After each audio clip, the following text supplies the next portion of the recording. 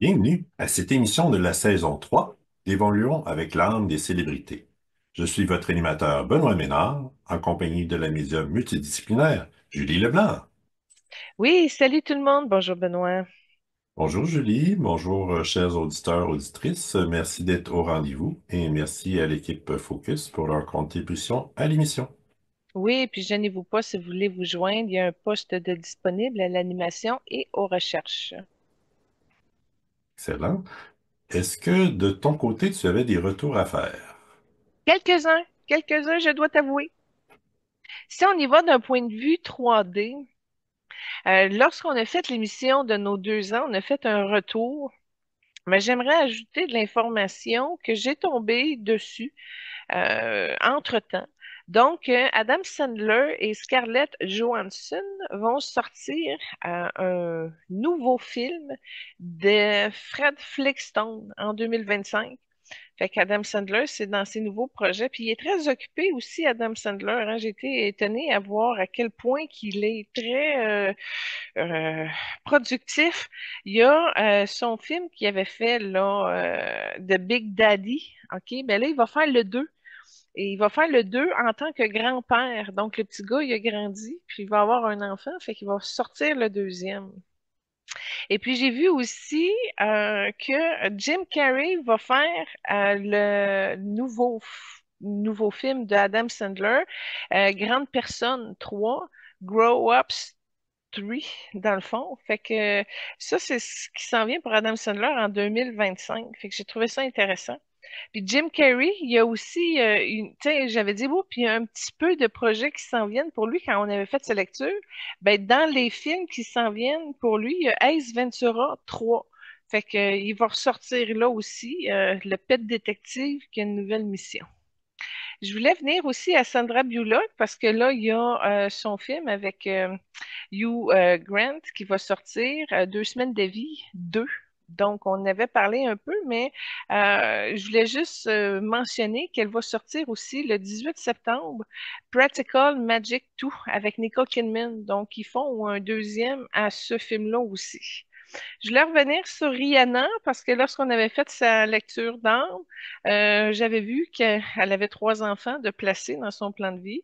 Ben, elle est enceinte de son troisième. Alors, elle porte, en tout cas, à date, c'est une énergie masculine verte. Fait que je ne sais pas s'il va choisir d'arriver dans un corps de fille, mais en tout cas, on voit que l'âme verte qui était attendue et prévue, c'est déjà en route.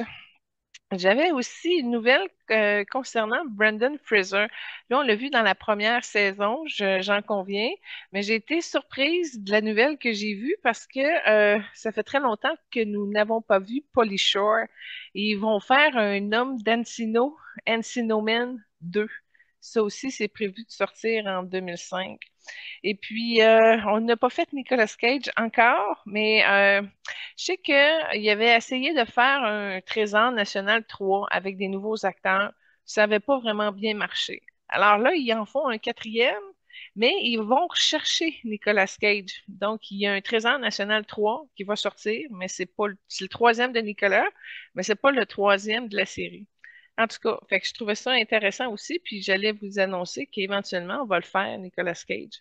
Et puis là, pour revenir à des retours un petit peu plus énergétiques, j'ai été très curieuse de ce que j'ai vu lors de la lecture d'Angelina Jolie lors de la dernière émission, parce que elle avait vraiment un gros tube de type vortex euh, qui la suivait et qui était une sorte de connexion avec Cléopâtre.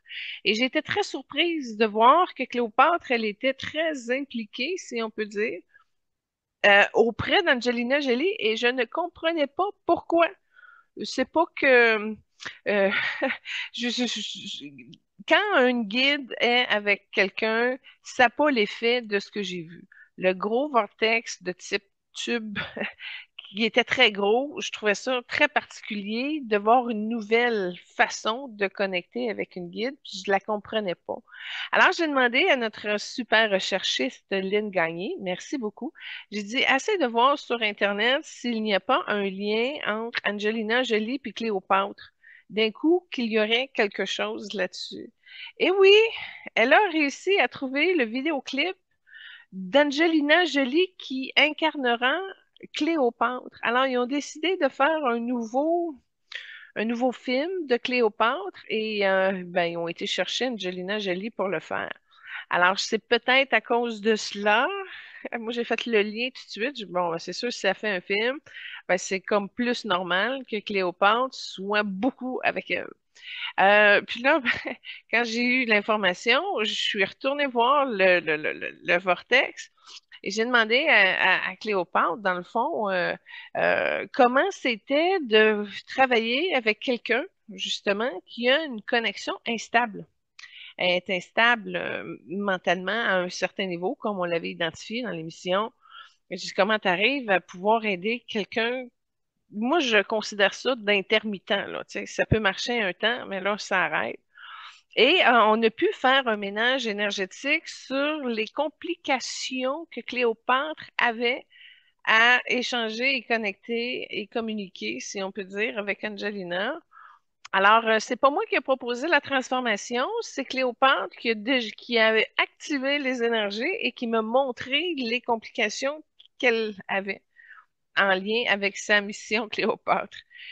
Et puis, ben, ça a été intéressant. On a déchargé beaucoup. Et dans le déchargement, beaucoup, on a vu finalement que la dureté d'Angelina avait beaucoup d'espace en lien avec son père. Et il y avait une grande méfiance entre les deux.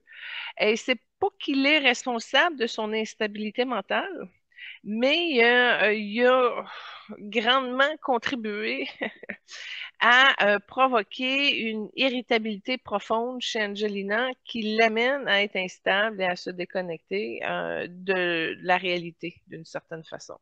Je dis pas qu'on a tout arrangé, ça serait pas vrai. On a amélioré, on a purifié, on a aidé Cléopâtre à mieux se placer pour échanger avec.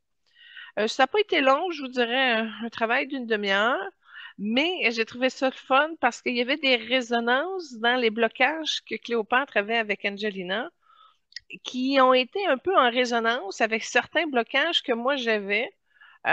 Donc, en nettoyant, ça a permis de nettoyer chez nous aussi des choses que je ne sais pas quoi et comment, mais en tout cas, ça m'a permis de décharger et j'en ai profité pour le faire. Je peux dire que c'était la blessure d'abandon qui était en résonance avec Angelina Jolie et qui amenait des difficultés de connexion avec l'âme qui voulait l'aider. Donc moi, je me suis dit, bon, si ça vide le mien, ça va peut-être m'aider à mieux connecter avec d'autres âmes. Alors, en tout cas, ça a été enrichissant comme expérience. Et je veux faire une dernière parenthèse. J'ai vécu un rêve, OK? V'là 2 nuits, et j'étais en communication avec Patrick Roy. Mais je sais que ce n'était pas un échange d'âme. La lumière était moins forte, c'était plus une conception 3D, un échange 3D. Puis, je, je sais pas comment expliquer. Je sais quand je fais un échange d'âme, puis je sais quand c'en est pas une. Mais la conversation que j'ai eue a été hautement significative pour moi. Alors, j'ai comme compris qu'on a utilisé le symbole de Patrick Roy pour avoir un échange avec moi qui m'a encouragé, qui m'a fait du bien et qui m'a confirmé aussi que j'allais arriver à atteindre certains objectifs ou succès, des victoires qui sont sur ma route. Et c'est le premier échange que j'avais, bon, symbolique, oui, certes, mais quand même, j'ai réussi à me rendre là, même si c'était pas le vrai contact et le vrai échange d'âme avec Patrick. Alors, en tout cas, je l'ai trouvé intéressant de voir à quel point que on nous encourage, on nous soutient, on nous accompagne. Maintenant, ça nous revient de distinguer, mais si c'est fait, qu'est-ce qu'on peut en créer à partir de cette occasion-là? Et puis, en tout cas, moi, ça a été une expérience enrichissante. Alors, ça progresse, ça évolue, ça continue. Donc, c'est encourageant. Et puis, dernier point, finalement, je voulais vous parler du symbole, mais il y a une autre forme, c'est que au début du mois de novembre, j'ai commencé à écrire un article dans ma rubrique célibataire, dans ma revue majulie.com, et puis j'avais appelé ça le cadeau d'Elvis, comme quoi que Elvis voulait m'encourager à sortir de ma zone de confort pour rentrer un petit peu dans des possibilités de rencontres amoureuses. Et j'ai essayé fortement, j'ai joué le jeu, j'ai tenu ma parole et je suis arrivée au bout de l'exercice, 7, 8 mois plus tard, à la case zéro, où rien ne fonctionnait, puis c'est parfait aussi, je comprends les choses et j'ai tout passé ça consciemment. Mais là, j'ai regardé Elvis, j'ai dit, qu'est-ce que, t'as-tu arrêté de m'aider, quoi? Et là, j'ai vu qu'il brassait beaucoup de choses en arrière-fond. Donc, il n'a pas laissé tomber le dossier. J'ai trouvé ça réconfortant un petit peu de savoir qu'il était encore sur mon cas, à essayer de m'aider, même si moi, de mon côté, il ne se passe absolument rien en la matière. Puis, j'ai eu une communication. Il m'a dit un jour qu'il rêvait d'être agent fédéral pour les États-Unis d'Amérique, qui avait un besoin profond de servir son pays. Et on avait parlé un peu quand on a fait la lecture d'Elvis, mais il n'y avait pas rien dit en particulier sur son service militaire, etc.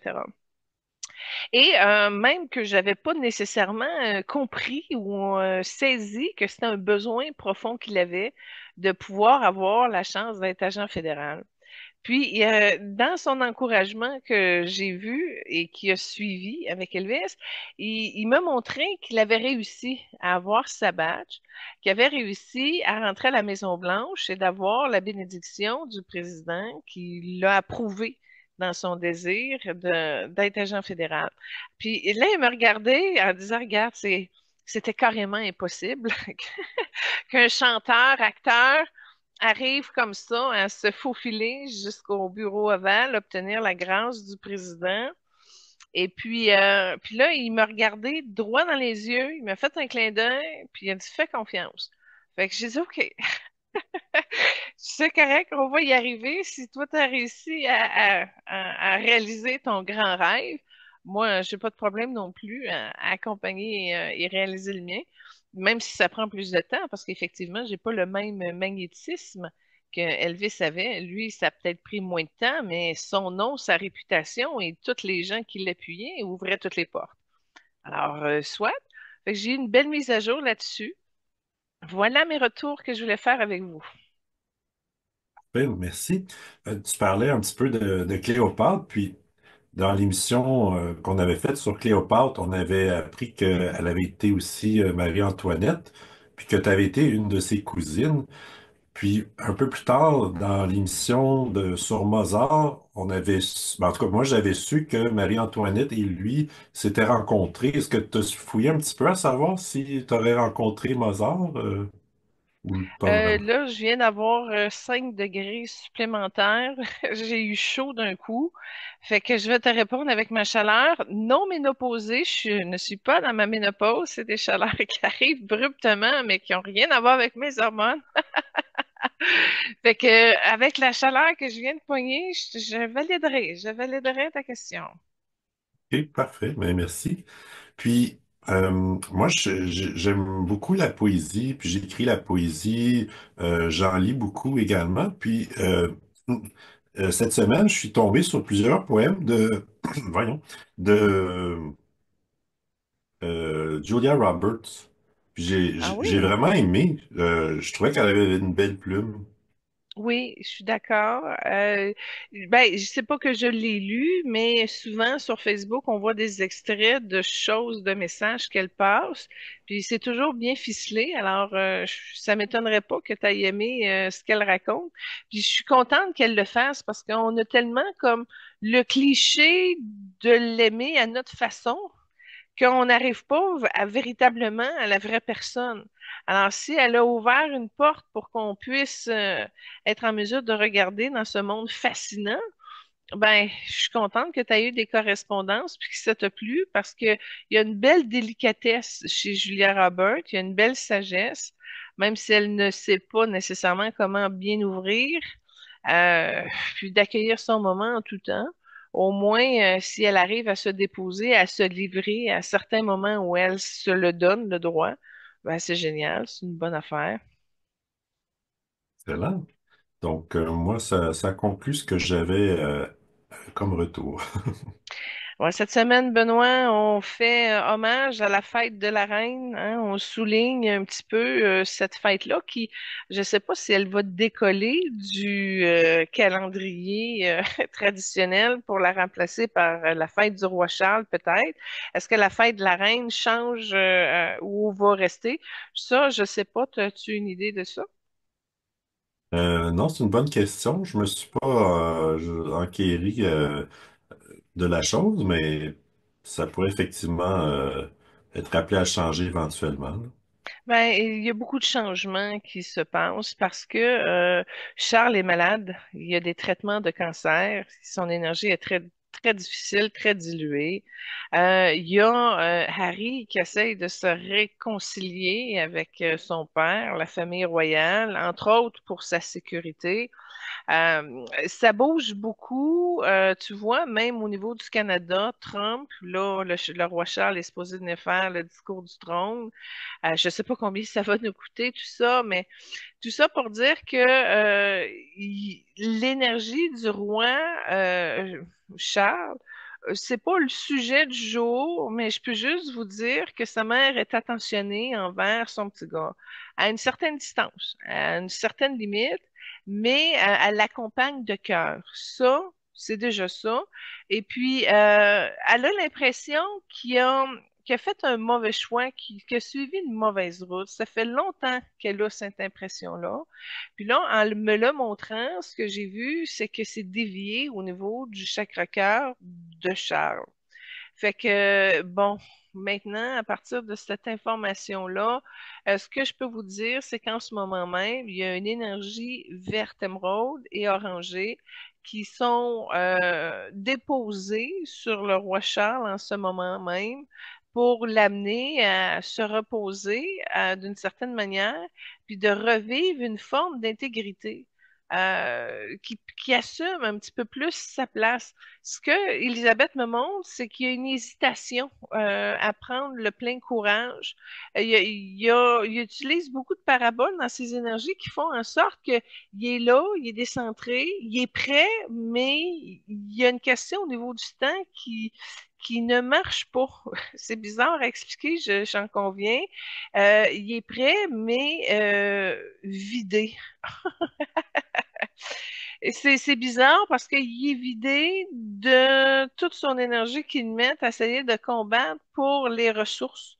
Il y a encore beaucoup de causes que Charles supporte. Puis Elisabeth, je te dirais que ce que je vois, c'est elle est quand même fière de son fils, puis de sa lignée, de sa descendance. Puis elle me dit qu'elle va toujours être là pour sa descendance, tout simplement. Puis j'ai fait un, j'ai eu un angle, puis là j'ai vu en arrière Margaret Thatcher qui est là. Elle est pas loin d'Elisabeth. Je sais pas pourquoi qu'elle se pointe dans sa lecture d'âme, mais j'ai comme l'impression que ces deux âmes-là s'apportent un réconfort et qui s'apportent un soutien mutuel pour aider la Bretagne, ben l'Angleterre, à c'est mieux communier, c'est vraiment un esprit de communion, puis qui va préserver l'énergie de l'Angleterre avec ce qui s'en vient. C'est comme une manière de les protéger de ce qui s'en vient, mais ce qui s'en vient, c'est pas quelque chose qui est énoncé.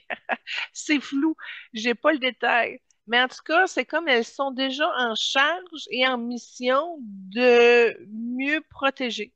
Est-ce que c'est pour protéger le règne? J'ai vraiment l'impression que ça touche toute l'île de l'Angleterre et le Commonwealth. Donc, en tout cas, je trouve ça intéressant de voir à quel point ça bouge. Mais Benoît, si on pourrait entamer, si on pouvait, dis-je, entamer avec la première trame sonore, parce que j'ai commencé à parler tout de suite, puis je t'ai pas laissé le temps de la présenter, alors voilà, je, je te fais une passe. Euh, on commence avec Elisabeth ou avec Oui, Georges? Elisabeth? Elisabeth. Oui, Parfait. excuse-moi, j'ai peut-être inversé, hein. Non, c'est pas. problème. Donc, sa première trame, c'est, dans le fond, c'est funérailles, puis on entend la chanson I vow to thee, my country. Ouais, ah bon.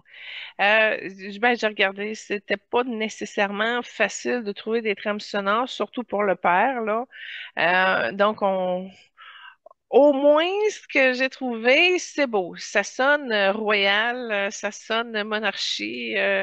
Tu vois qu'il y a un aspect solennel, puis tu peux même toucher la vibration émotive en arrière, là.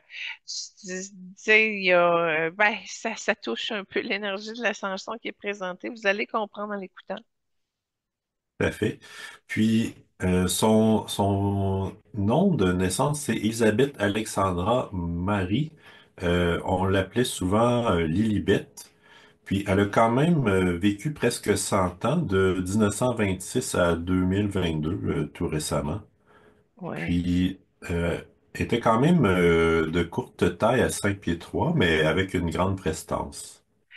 Je te dirais un grand courage de retenir et de mesurer tout ce qui sort de sa bouche, de ses actions, de ses actes, comme si elle était hyper surveillée, là, partout, partout, en tout point, en tout espace. Chaque mot, moi, je vais te dire, dans les plus retenus de toutes les vedettes qu'on a faites, c'est elle qui a la palme d'or.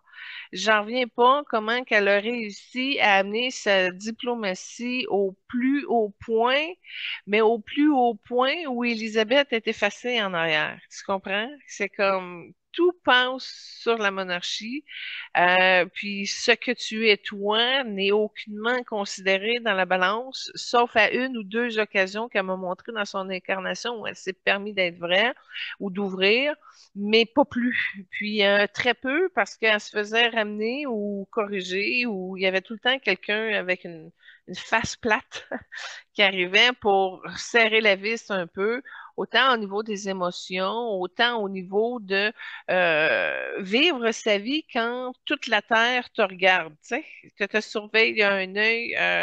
C'est très, très, très exigeant. Puis je te dirais, on a eu des vedettes disciplinées, là, mais elle, c'est la plus haute. C'est la plus haute qui a réussi à s'oublier complètement pour arriver à passer sa fonction première.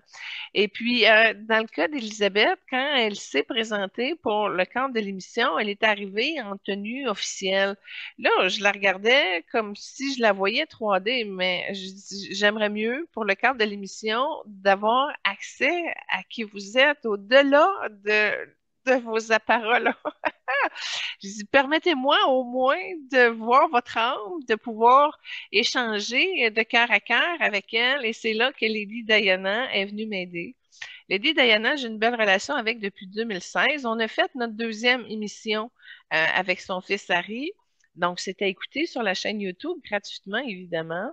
Mais tu vois, la part de Diana, elle vient m'aider. Elle vient comme soutenir pour permettre à Elisabeth de décharger. Puis, tu vois, quand j'ai vu le renoncement de qui elle est à son plus haut point, c'est là que j'ai réussi à voir qu'il y avait une lumière jaune et blanche en arrière-trame. Fait que c'est pour ça que j'ai pas été capable d'avoir accès tout de suite. C'est parce que c'est vraiment un subterfuge qu'elle a. Puis j'ai été obligée, avec Diana, d'avoir de l'aide pour avoir accès à à la partie la plus profonde de qui elle est, qui était loin, loin, loin, loin, loin après le renoncement de qui elle est pour la forme et la mission qu'elle s'est dotée en tant que reine Élisabeth. Fait que c'est très beau dans le sens que j'ai jamais vu ça chez quelqu'un d'autre. C'est pas plus compliqué, là. Le renoncement de soi à sa plus haute expression, je te dirais en deuxième étape, Pape Jean-Paul II qu'on a fait l'année passée au jour de l'an. Mais c'était jamais comme Élisabeth. Il y avait quelque chose qui était plus facile chez Jean-Paul II, probablement à cause de son lien avec sa divinité. Dans le cas d'Élisabeth, c'est difficile, ça bouge pas beaucoup. Puis j'ai vu aussi, j'ai reconnu certaines influences d'entités qui sont peut-être plus attirées par occasions de pouvoir. On a vu un peu chez Clint Eastwood, puis chez Anthony Hopkins. Fait que c'est ça aussi, c'est quelque chose où je me suis permis de regarder, mais j'ai dit, on va juste mettre la lumière, on rentrera pas sur le sujet de ces entités-là dans le cadre de l'émission. C'est pas qu'elle était 100% influencés par ces entités-là, mais ils ont contribué au malaise d'Élisabeth de prendre sa place. Ils ont contribué justement à certaines directions de son influence, de son pouvoir, dans certaines de ses décisions qu'ils ont prises. Puis quand même, ceux qui sont avec elle sont de haut niveau, puis quand même assez respectueux. Ce qu'on m'a montré, c'est que dans certaines branches de la famille royale, il y avait de ce même type de guide-là qui était beaucoup moins classe, beaucoup plus tordu. Fait qu'on voit que certains membres de leur famille ont eu plus de difficultés avec ces programmes-là et ces influences-là de ces entités-là. Mais dans le cas d'Élisabeth, ils ont quand même au moins respecté la douceur de la reine. Et ça a pris en sorte qu'ils ont eu une sélection naturelle pour avoir au moins des plus bons que ceux qui se sont fait comme happer dans leur famille. Fait que j'ai comme compris qu'elle avait quand même une énergie qui la protégeait, malgré tout. Ah, excuse-moi, Benoît, tu me partais avec son nom, puis je suis rendue au niveau de certains guides qui l'accompagnent, mais je te relance la balle. 1926, c'était jeune. Elle a vécu plusieurs guerres, hein. Elle a passé tout dedans, puis même elle a été mécanicienne. J'ai vu ça dans ses énergies, que elle avait pas peur de se salir les mains, elle avait pas peur d'être sur le terrain quand elle était jeune. C'est quelque chose que elle fait forme de bravoure appliquée. Oui, tout à fait. Puis, dans le fond, ce que tu disais un peu plus tôt, ça rejoint ce que j'ai vu à plusieurs reprises, c'est que on sait très peu sur ses opinions personnelles parce qu'elle a toujours incarné, comme tu disais, le poste de monarque. Donc, elle parlait toujours en tant que monarque et jamais en tant qu'elle-même. Donc, ça rejoint ce que tu disais, là. Mhm. Puis, tu as mentionné Lady Diana. Je veux juste citer une chose que Élisabeth II a dit d'elle. Elle a dit, je l'ai admirée et respectée pour son énergie et son dévouement pour les autres, mais en particulier pour ses deux garçons. Tous ceux qui l'ont connue vont toujours se souvenir d'elle. Bon, là, j'ai des frissons partout, puis je recommence à avoir des chaleurs. La part d'Élisabeth, mère, a été contraint et retenu de ne pas bouger. Il y a eu beaucoup de rigidité par rapport à cet épisode-là de la fin de Diana. OK? Puis ça a été un petit peu influencé par certains guides que je parlais tantôt. Cela dit, en arrière-plan, OK? Après tout ça, là, Élisabeth, de l'autre côté, là, moi, ce que je vois, c'est qu'elle a une reconnaissance de Lady Diana dans son cœur qui est profonde. Je vois qu'elle a beaucoup d'enthousiasme, qu'elle aime beaucoup, puis qu'elle a guéri ses espaces profonds. Et non seulement ça, que Diana l'a bien accueilli et qui ont fait de très beaux et de très longs partages ensemble et que ça l'a nettoyé. Et ils se sont réconciliés de l'autre côté. Diana, à l'époque, elle était à demi-vérité. OK? Donc, elle pouvait pas pleinement s'exprimer, mais au moins, elle avait le courage d'avancer sur les causes qu'elle voulait. Tandis qu'Élisabeth, elle avait une retenue. Donc, c'est comme s'il y a eu un transfert de courage, il y a eu des leçons apprises de Diana qui ont été transmises par la science lunaire que Diana maîtrise à un haut niveau et qui a d'emblée réjoui Élisabeth de prendre conscience de tout ce qui se passait là et elle a effectivement eu un séjour lunaire avec les guides lunaires où là, il y a eu de grandes avancées qui ont été confirmées dans la vibration d'Élisabeth. Puis, elle est comme moins étrangère. C'est comme quelque chose qui a réussi à se vider de son fardeau familial, qui lui a permis d'être un petit peu plus dans l'accueil envers Lady Diana. Mais je vois qu'il y a deux, trois brus dans l'histoire de la famille qui se sont joints, des brus décédés, là. J'ai pas vu les époques comme telles, mais en tout cas, ils ont eu comme un échange, justement, où elle a pu conscientiser l'approche avec les différents titres ou étapes. C'est comme l'étape de Diana, qui est pas la reine, qui est une princesse à un certain niveau, qui est mariée. Ben, elle n'avait pas la même position, il n'y avait pas la même vision, la même charge, le même poids. Ce que je peux vous dire, c'est qu'Élisabeth a calibré beaucoup et a fait le tour de la structure, si on peut dire, pour aller recueillir l'information, puis écouter aussi les distorsions. Exemple, elle a vu en arrière-plan les problèmes de la famille qu'elle n'était pas au courant d'avant-plan. Puis de voir comment, exemple, son petit garçon va réagir face à telle situation, si son père se positionne là et tout. Donc, elle a une autre vue d'ensemble avec un respect, mais qui permet avec compassion d'aller accueillir chaque situation qui est vécue différemment de façon autonome dans les différentes strates de la politique, oui, mais de sa famille également. Puis, j'irais plus loin parce que Elisabeth a réussi à penser la famille au grand complet depuis ses débuts. Depuis quand ça existe, la famille royale en Angleterre, Benoît? La monarchie, Ouais, euh, donc les monarques britanniques, ça a commencé en 1707 avec Marie Stuart.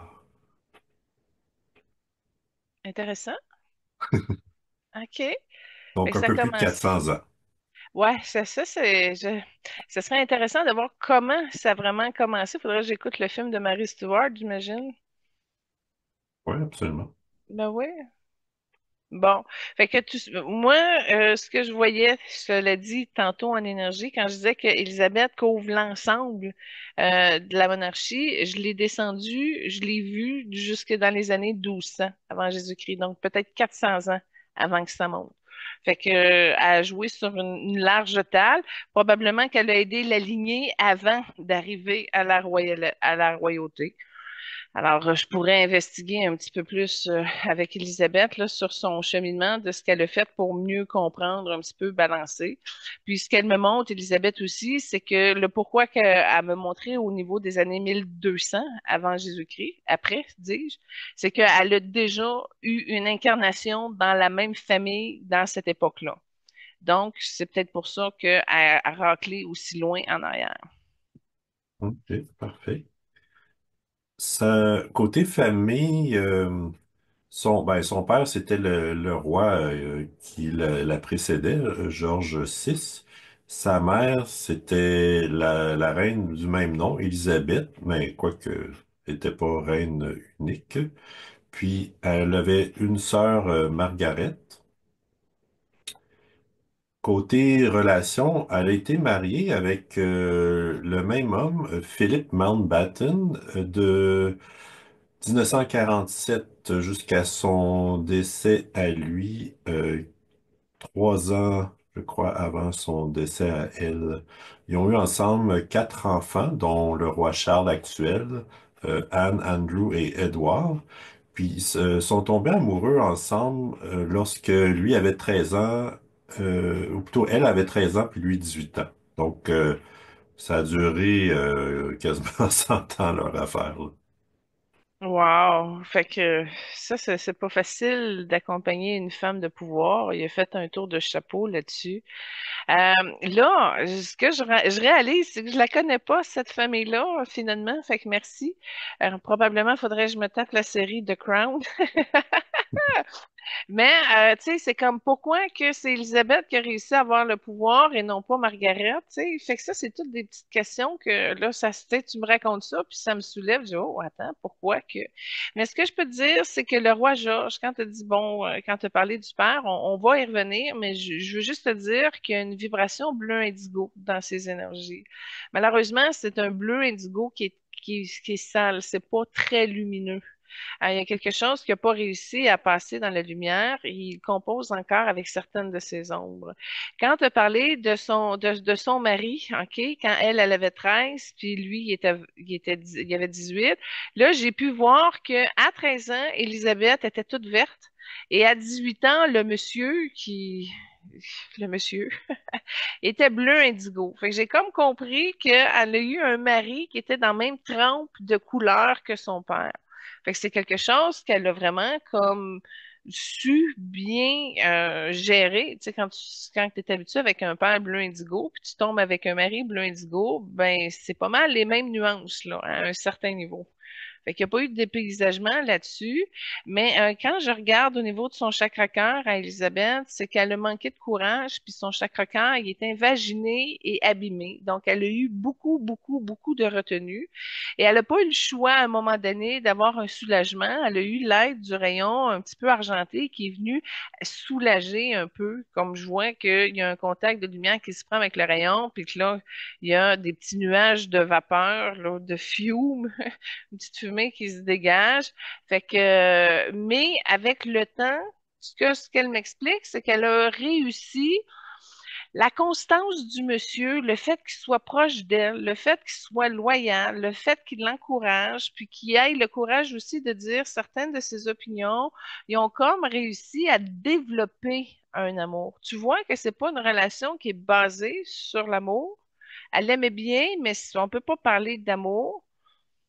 Ça a évolué avec les décennies. Donc, c'est vraiment quelque chose qui le monsieur a assuré pendant son mariage, c'est pas plus compliqué. Puis en l'assurant, son rôle, son positionnement, l'homme qu'il est, puis la droiture qu'il a, ben tranquillement pas vite, elle a appris à l'aimer véritablement. Je dis tranquillement pas vite, mais comme je te dis, ça s'étire sur plusieurs décennies, comme s'il arrivait toujours à une manifestation qui accroissait l'amour et la confiance. Donc, c'est un monsieur qui était assez solide et droit qui lui a permis de réellement bien l'encourager parce que ce que je vois aussi au niveau du chakra du cœur d'Elisabeth, c'est qu'elle a eu beaucoup de déceptions, puis elle a eu beaucoup d'éléments qui l'ont découragée, puis qu'elle a gardé ça pour elle. Fait que c'est pas facile pour elle d'avoir réussi à, à créer le jardin secret de sa confidence avec un réseau comme tel, même auprès de son mari, elle était plus franche, mais ça, tu sais, quand elle se vidait, c'était pour l'aider à contenir.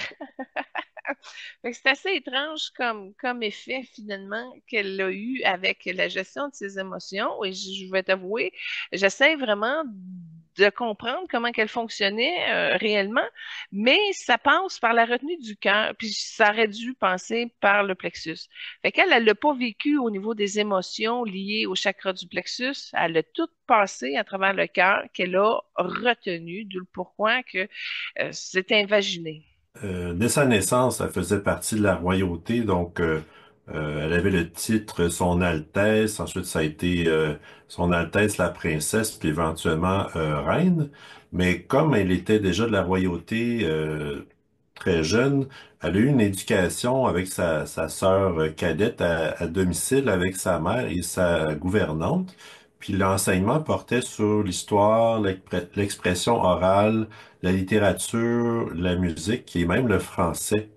Puis, euh, dès son adolescence, elle s'est impliquée dans différentes branches aux besoins notamment pour la Deuxième Guerre mondiale. Donc, dans le fond, elle avait 14 ans, 13-14 ans quand la Deuxième Guerre s'est déclenchée, puis elle a contribué en parfois parlant à la radio pour demander des évacuations. Parfois, c'était dans le service militaire comme tel également. Elle a trahi dans une branche féminine de l'armée. Donc, puis elle a commencé à faire des apparitions publiques, toujours comme adolescente. Donc, dès un jeune âge, elle a été projetée à l'avant-scène, ce qui a dû la servir pour la suite comme reine. Je te remercie de ton explication. Elle m'a fourni, pendant que tu parlais, le pourquoi que ça a été elle plutôt que Margaret. J'ai eu la réponse à ma question tantôt. Ce qu'elle m'a montré, c'est qu'elle s'habitait pleinement et qu'elle avait déjà l'espèce de centrage à la maturité de la fonction et du poste. Comme si c'était dans son énergie, dans son âme, où elle portait toute la monarchie, là, que ce soit pas juste au niveau du costume ou de la représentation, mais c'est vraiment quelque chose qu'elle voulait dans le fond de son âme, même si des fois c'était tentant de dire j'en veux plus, mais ça a été vraiment une force dans son plan de vie, dans son choix. C'était prévu que ça allait dans cette direction-là parce qu'elle avait la maturité et la responsabilité de porter le devoir dans son plan d'incarnation. Du pourquoi que ça s'est bien positionné pour elle. Puis c'est le fun que tu aies parlé de Mary Stuart tantôt parce que ce que je vois, c'est une énergie qui était noire un peu avec du orangé. Et puis, je sais que dans l'énergie de Marie Stuart, Elisabeth, elle a fait des références souvent à elle.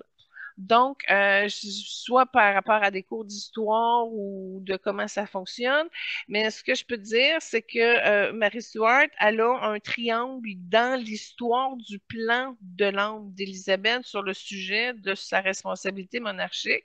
Puis dès son tout jeune âge, ce que Mary Stuart me dit, c'est qu'elle l'encourageait déjà, elle avait 3 4 ans et elle était déjà présente pour l'aider. Elle était active déjà dans ses fonctions. Maintenant, c'est comment contenir un enfant, tu sais, qui aurait le droit de s'amuser et tout. Ça a été un petit peu plus compliqué, mais ce que je vois dans les 7 8 premières années de vie d'Élisabeth, Marie Stuart était là pour déjà l'encourager. Pourquoi? Parce qu'elle avait une mission de se vider d'une charge karmique qu'elle portait. Le noir que j'ai identifié au début, en aidant Elisabeth, ça allait l'aider à vider cette charge-là. Parce que si on regarde aujourd'hui, elle a réussi, Elisabeth a aidé Marie Stuart à se défaire de ce fardeau-là et le noir qui était est rendu un blanc pâle. Pas très lumineux, mais quand même, ce n'est plus noir charge karmique.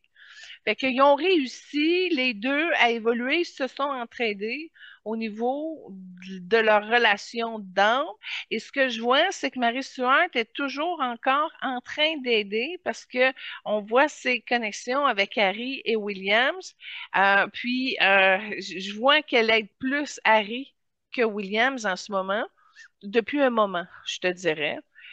Mais tout ça pour dire il y a une contribution qui continue dans cette famille-là où les ancêtres se proposent à avancer. Et le père d'Élisabeth, ce qu'il vient de dire, c'est que lui aussi a eu les bienfaits et les bénédictions, protections de Marie Stuart. Donc, c'est une guide qui est restée au sein de la famille et qui aide tout le monde parce que je regardais au niveau du frère Andrew et tout ça. Et oui, il y a une contribution de Marie Stuart sur pas mal l'ensemble des membres de la famille à certains niveaux. C'est sûr qu'elle aide plus. Elle aide plus Harry que Andrew, mettons, tu comprends? Mais elle est quand même présente et pas trop souvent non plus. Donc, elle vient vraiment pour des occasions ciblées qui peuvent changer le cours des choses et qui peuvent aider véritablement à une direction ou à un changement de position ou qu'importe, là. Il y a une influence de sa sagesse. Marie Stuart, si je peux me permettre, a été réincarnée 4 fois depuis sa Marie Stuart. OK, parfait. Dès sa vingtaine, elle a commencé à faire des voyages à l'étranger, des différents pays membres du Commonwealth. Donc, elle a fait un voyage en Afrique, au Canada, aux États-Unis, en Australie, Nouvelle-Zélande, puis au Kenya. Puis c'est au Kenya euh, qu'elle a appris la mort de son père, puis qu'elle est officiellement devenue la reine. Elle a encore un moton en haut du chakra de la gorge. Fait que, elle a appris ça crée un moton. Puis le moton est encore là. Fait que je fais juste comme lui demander si elle veut le soulager parce que ça fait longtemps. Ça fait longtemps que le moton est là. Ah, mon Dieu. Et ce qui est important de comprendre, c'est que, bon, le roi, ce que je vois, c'est qu'il y a une croix et un X. puis il y a une pression. Le X est au niveau de son épaule, puis ça fait comme une pression au niveau du cœur physique. Il est pas mort d'un infarctus. Il est mort de quoi, le roi? Il serait mort cancer du poumon, notamment parce qu'il fumait. Bon, ça explique peut-être la croix en haut de son épaule dans sa cage thoracique, mais c'est vraiment le cœur qui a eu un problème. Fait que si le cancer a pris trop de place, je sais pas trop, là, mais le cœur a pas pu suivre jusqu'au bout. Mais en tout cas, c'est dans cette zone-là. OK, parfait.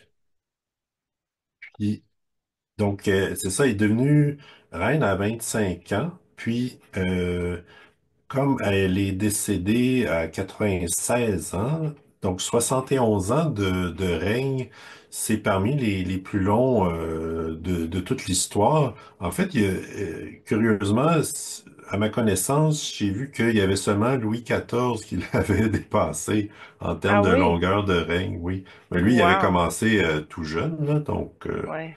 ça explique explique cela. Euh, c'est juste proportionnellement, il y a 15 premiers ministres britanniques qui ont passé le temps de son règne. Euh, ça a été, son couronnement, ça a été le premier à être télévisé. Probablement aussi parce qu'avant, il n'y avait pas les technologies pour le faire. Puis, comme je disais, elle était souveraine du Royaume-Uni ainsi que de plusieurs pays du Commonwealth à travers le monde. Ça a été la première à visiter l'Australie et la Nouvelle-Zélande comme monarque britannique. Au total, elle a visité 170, 170 visites dans des pays du Commonwealth, puis une centaine dans d'autres pays. Puis en tout et partout, c'est vraiment au-delà d'une centaine de pays et de dignitaires visités, rencontrés. Euh, Ça a été la première à inaugurer aussi une session parlementaire au Canada. Bon, intéressant. C'est bon, écoute, pendant que tu me parlais de ces nombreux dignitaires qu'elle a rencontrés, là, son expérience n'a pas été aussi glorifiante que tu le suggères. Effectivement, c'est prestigieux, puis tout est conforme là, à la tradition et au décorum et tout ça. Mais moi, ce qu'elle m'a montré, c'est qu'elle se sent extrêmement tout seule et polie. Exemple, elle était dans un souper quelconque. Bon, elle est là, la reine, wow, tu sais, tout le monde est influencé par sa présence, mais tu sais, il n'y a pas grand monde qui vont à elle et qui lui parlent. Ou même si tu t'en vas parler à la reine, tu lui dis quoi, tu sais? Fait que c'est comme si elle passait son temps à des grandes, longues soirées plates, à être presque toute seule, à parler un peu, à ce que tout le monde la regarde, tout faire, s'essuyer le coin de la bouche. Tu sais, c'est comme, c'était plat, c'était lourd pour elle. Tout ça, là, tu sais, c'est à porter, à jeter, c'est super de dire, tu as plein de soupers d'apparats, tu sais, à des ambassades et des ci et des mi, mais elle est là et c'est une parure où, bon, peu de gens osent lui parler, et etc. Puis, il y a un effet contraire avec Charles. C'est comme Charles, c'est volontaire à ce qu'il y ait une bulle, puis que pas grand monde s'approche de lui, mais elle, c'était le contraire. Elle voulait échanger avec les gens. Elle était très intéressée. Charles, je dis pas qu'il est pas intéressé, là, mais il est plus fils protégé, là, tu sais, si on peut dire. Fait que, ouais, en tout cas, moi, j'y envoie tout mon amour et ma compassion. Je peux comprendre que ça peut être long et lourd à un moment donné, là, les gens qui osent être naturels et de l'approcher avec ce naturel-là, sympathique, avec de l'humour et, tu sais, par le plaisir d'échanger. Quand tu mets le protocole puis le décorum, ça défense beaucoup de choses, puis ça limite la spontanéité puis le côté sympathique et naturel d'une relation quelconque, ou ne serait-ce qu'échanger comme ça là, avec elle. Fait que c'est ça, ça fait un monde très, très limité, même si tout est exponentiel, puis tout est à la portée. Fait qu'il y a beaucoup de dichotomie, je trouve, dans cette expérience-là qu'elle a vécue dans son incarnation, cette reine. Comme reine de l'Angleterre. Elle était aussi la chef suprême de l'Église d'Angleterre. Puis encore là, elle a rencontré plusieurs dignitaires, même elle a rencontré cinq papes, dont Jean-Paul II. J'étais curieux à savoir quelle était l'importance de rencontres entre des dignitaires de différentes religions. Ce qu'elle répond, c'est qu'il y en a plusieurs qui étaient dérangés par le fait qu'elle soit une femme et que ça apportait un genre c'est comme une petite terreur qui venait comme brouiller l'eau un peu. Et puis, a vu aussi beaucoup d'hypocrisie en lien avec ce sujet-là. Je te dirais qu'elle portait plus d'affection, si tu regardes au niveau de son cœur, là, envers le royaume animalier. Si ça aurait été une reine de protéger quelque chose, là, c'est sûr que tu peux pas y aller au niveau de la tradition puis de la chasse et etc. Mais dans son cœur, elle aurait voulu protéger les animaux, tu comprends? Fait que, à un moment donné, t'as beau dire, oui, c'est la chef d'État, mais tu sais, elle veut préserver la vie. C'est la chef religieuse, mais en même temps, c'est pas accepté ou toléré. En tout cas, c'est difficilement composable avec le fait qu'elle soit une femme. Puis en même temps, elle savait aussi que certaines religions avaient pour but de tromper. Donc, c'est pas qu'elle était consciente de la vérité, mais elle était consciente que il y avait beaucoup d'incongrues, il y avait beaucoup de failles au niveau de la logique ou de la compréhension spirituelle, etc. Puis en même temps, elle savait aussi que certaines de ces valeurs-là ne correspondaient pas avec le chef d'État ou, exemple, de l'armée et tout ça. Fait que c'est vraiment un voile de politesse ou, tu sais, même si t'es pas d'accord, même si c'est pas logique, même si tu pourrais débattre de tes opinions ou quoi que ce soit, fait qu'elle est confrontée constamment à être effacée et discrète, mais dans une position de souveraine où c'est toi qui as l'autorité absolue, mais l'autorité absolue qui peut avoir des conséquences sur des millions de personnes à travers le monde.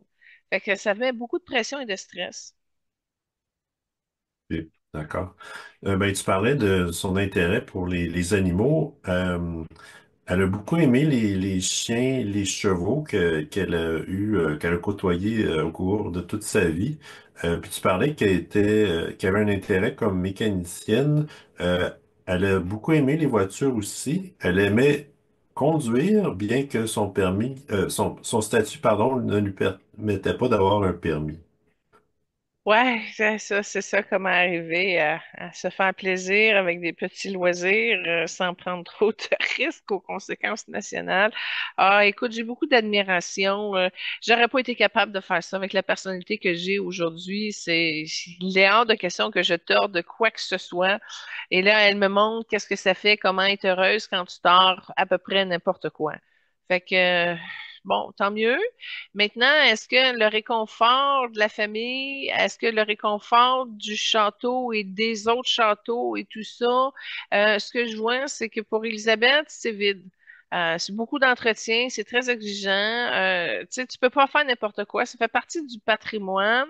Fait que oui, tu as l'impression que tu es protégé par ces murs, par ta garde rapprochée, si on peut dire, mais l'impression d'être isolée du monde, malgré tout ce qu'elle a touché, avec toutes les gens qu'elle a parlé, et toutes les poignées de main qui se sont faites, il y a une grande solitude en arrière qu'elle porte encore en son âme. D'accord. Une chose que j'ai apprise, qui était intéressant, à mon sens, c'est qu'elle portait, quand elle avait des rencontres officielles, des événements, elle était vêtue de la même couleur, en entier, puis c'est toujours des couleurs quand même assez, vives et visibles. Puis une explication, je sais pas si c'était la seule, c'était pour être justement facilement visible dans une foule. Ça pourrait être ça. Je sais pas. Ça sonne pas faux. Il y a un accord là-dessus. Mais ce que je vois au niveau de son cœur, c'est qu'il y a des pleurs. C'était une manière pour elle de pouvoir aller dans l'expression. C'est comme une manière d'apporter de l'espoir aux gens, puis de les nourrir de couleurs vives. Puis en même temps, pour elle, ça modulait sa fréquence. Elle ne voulait pas du tout être une reine noire, habillée en noir, toujours en noir et quoi que ce soit. C'était scandaleux.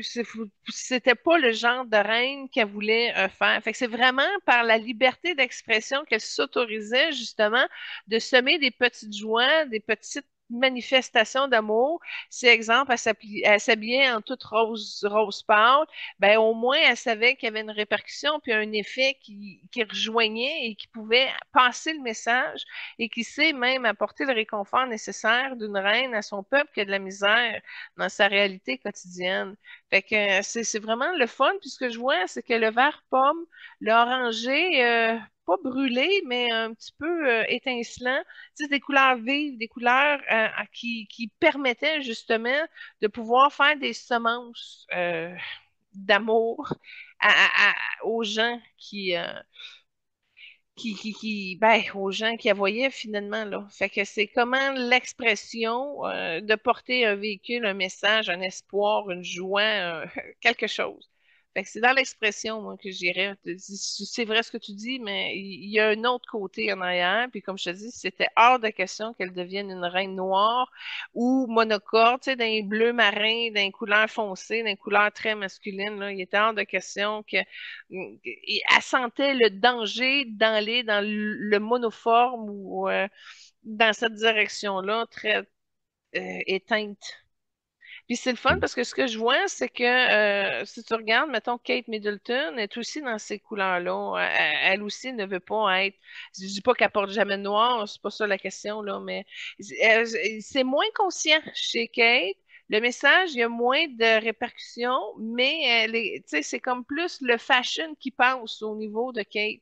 Tandis qu'Elisabeth, c'est vraiment une manière de se soigner puis de communiquer, de se rapprocher justement des messages qu'elle voulait semer. Puis tant mieux si tout le monde puisse l'avoir aussi en même temps, là. Excellent. Je vais présenter la deuxième trame. C'est lors de son 85e anniversaire, puis c'est God Save the Queen à Westminster Abbey. Ouais, ben ça, c'est cette chanson-là, on peut pas passer à côté d'Elisabeth, là. Fait que c'est pour ça que je l'ai mis dans sa trame sonore. Puis ben oui, effectivement, le fait d'associer ça à un de ses anniversaires, ben, ça permet de le raccorder directement à ce qu'elle a vécu comme expérience. Mais entre toi et moi, Benoît a dû être pas mal tanné de l'entendre, cette chanson-là, là, quand c'est tout le temps la même chanson pendant presque 100 ans, là. C'est à un moment donné, t'as beau innover un peu avec des nouveaux instruments de musique, mais ça reste quand même le même fond, là. Oui, absolument. Euh, Elle a eu de nombreux quand même défis en lien avec au niveau social, je dirais, de gens proches ou qui ont eu euh, bah, des, des, des problèmes de différentes catégories. Je vais juste faire énumérer quelques-uns, puis on va voir probablement la charge émotive qui pouvait peut-être contribuer du fait qu'elle s'exprimait pas tant que ça non plus. Donc, il y a eu un assassinat d'un membre de la famille, Lord Mountbatten, en 79. Elle-même, elle a subi deux attentats en 81.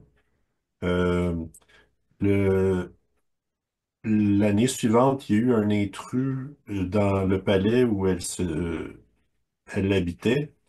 Il y a eu les séparations et divorces de trois de ses enfants en 92, la mort de Lady Di en 97, la mort de sa sœur et sa mère en 2002, puis ensuite le décès de son époux en 2021. D'ailleurs, comme elle est décédée environ un an après son époux de longue date, j'imagine, il y a eu un impact dans ce sens-là aussi. Bon, ben, quand tu parlais des morts et des traumatismes qu'elle a eus, là, les premiers, les attentats, ben, celui en 79, quand tu as dit qu'il y a eu quelque chose là, c'est ça que je te disais tantôt qu'il y avait des types d'entités qui étaient un petit peu plus corsés sur certains membres de la famille. Ça, c'est le résultat de, OK, il était vraiment pas beau Hmm. en plus, l'entité, là. Fait que déjà là, ça a été une chose. Là, après ça, tu as parlé de l'invasion de 1981. Là, j'ai comme pas vu comme tel d'inquiétude au premier, mais au deuxième, c'était comme plus fort. Tu sais, t'as beau l'atténuer dans le premier, le deuxième, il laisse plus une marque. Et là, ça s'est déposé dans le centre de son plexus à gauche. Puis là, plus que tu parlais, bon, le ci, le ça, Diana, puis là, ça montait. Là, comme si le haut de son plexus, il venait comme loadé de strates, finalement. Et puis là, quand tu as parlé de son mari, à la fin, flac, ça a monté à gauche, toujours de sa gorge, avec une grosse boule. Fait que c'est toutes des choses qui ont été accumulées, puis ça s'est stratifié, si on peut dire. Mais là, quand tu es arrivé à la fin, la boule était rendue vraiment dans le chakra de la gorge à gauche. Écoute, j'ai vu un ange blanc, blanc crémeux un peu qui est venu l'aider à justement déstratifier son mécanisme, parce que comme je te dis, c'était comme pris juste à côté de son estomac. Euh, Puis en même temps, c'est en train de nettoyer les yeux un peu. Sa vision était rendue très, très basse à la toute fin, là. Ce que je vois, c'est qu'elle voit presque plus rien, là. C'est à se nettoyer en ce moment aussi. Puis ça va se déloger. C'est comme s'ils ont mis les strates en un bloc. Puis là, ben, ils vont retirer le bloc. Puis après ça, les ramifications dans la gorge vont pouvoir s'enlever. Fait que ça bouge. J'étais prête à nettoyer ça, Benoît. Merci d'avoir passé là-dessus. Parfait. Je vais enchaîner avec côté santé. Il y a peut-être des liens avec ce qu'elle a vécu comme traumatisme aussi. Elle a eu deux opérations au genou en 2003, 2006, une déchirure au dos. Elle a dû utiliser une canne pour marcher. L'année de son décès, elle avait eu la COVID aussi, puis finalement, elle est décédée quelques mois plus tard. De raison inconnue. Euh, Pause! ima- Donc, elle serait morte, pardon, à 96 ans de vieillesse, mais comme son mari est décédé un an avant, j'imagine il y avait un lien peut-être euh, solitude, chagrin, tout ça lié avec Oui, ça. oui, oui, oui, oui, oui. En fait, je me rappelle quand il est décédé, ce monsieur-là, je dis, oups, c'est ça, tu peux pas. Fait qu'à tirer, à étirer, mais c'était trop. Fait que non, je peux comprendre son retrait, puis effectivement, la mort de son mari a influencé son choix de langue, effectivement. Hmm. D'accord.